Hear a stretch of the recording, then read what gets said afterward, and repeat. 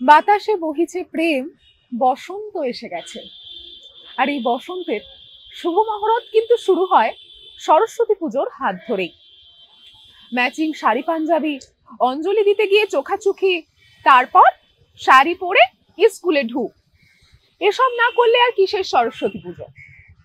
সরস্বতী পুজোকে কিন্তু বাঙালির ভ্যালেন্টাইন্স ডেও বলা হয়। কিন্তু শাড়ি পাঞ্জাবি পরবেন কবে? রবিবার না সোমবার? এই নিয়ে তৈরি হয়েছে দারুণ বিভ্রান্তি। কেউ বলছে রবিবার পুজো, কেউ বলছে না সোমবার।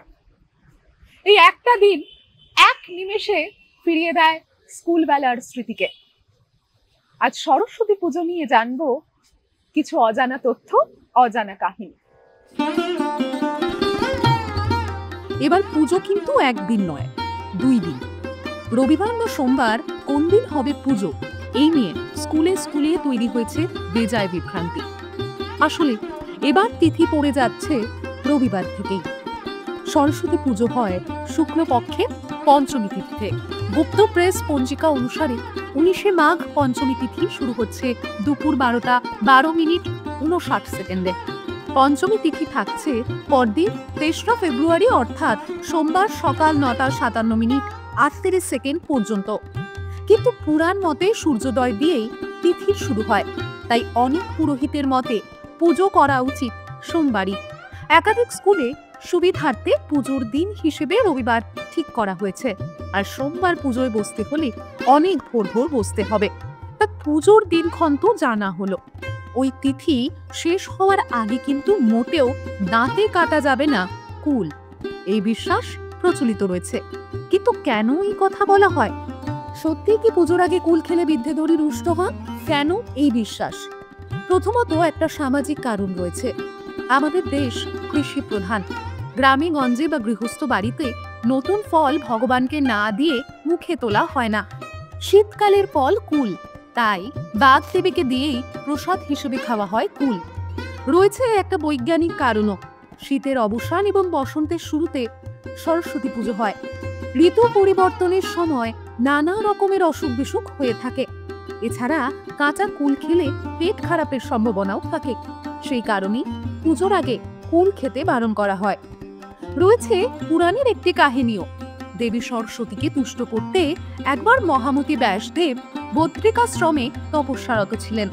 সেখানে একটি কুলের বীজ রেখে এসেছিলেন এবং আদেশ দিয়েছিলেন দেবী সরস্বতী ওই বীজ থেকে গাছ হয়ে ফল ধরার পর যতদিন না কুল ব্যাসদেবের মাথায় পড়বে ততদিন পর্যন্ত তপস্যারত থাকতে হবে তাকে। সেই মেনেই তপস্যা শুরু করেছিলেন ব্যাসদেব।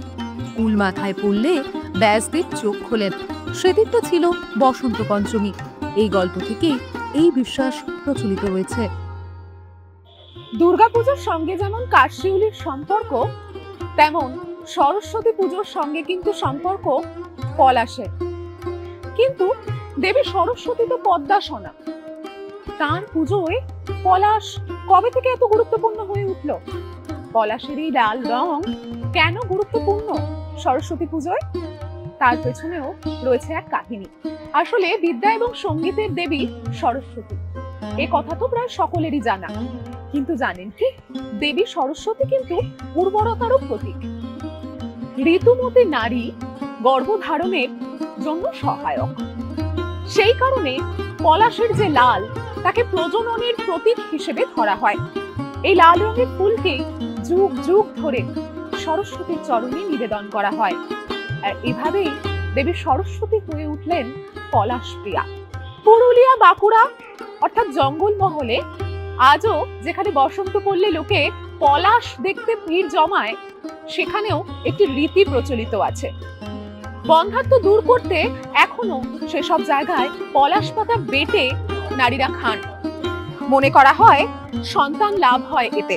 এভাবেই ধর্মীয় আচার আচরণের সঙ্গে লোকজ সংস্কৃতি মিলেমিশে একাকার হয়ে গিয়েছে যুগ যুগ ধরে।